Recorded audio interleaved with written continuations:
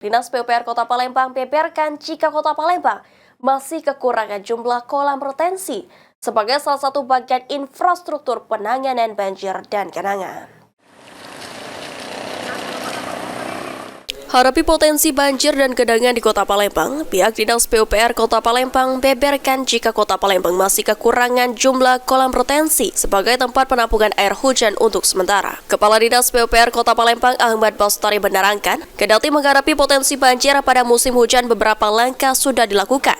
Akan tetapi, banjir dan genangan masih berpotensi terjadi di Palembang lantaran saat ini jumlah kolam retensi sebagai penampungan air hujan sementara belum ideal. Dari studi yang dilakukan beberapa ahli, Palembang membutuhkan sekitar 120 kolam retensi untuk menanggulangi banjir. Namun hingga saat ini Palembang hanya memiliki 50 kolam retensi. Kolam retensi kami pelihara, kami dari sedimentasi dan kami jaga kolam retensi agar bisa fungsi maksimal.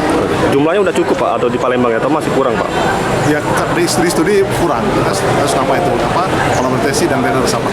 Terkait hal tersebut, Kepala Dinas PUPR Kota Palembang Ahmad Bastari menghimbau masyarakat Palembang untuk ikut membantu maksimalkan penanganan banjir dan genangan dengan tidak membuang sampah di saluran air serta tidak mendirikan bangunan di atas saluran air. Sandi Pratama, PAL TV.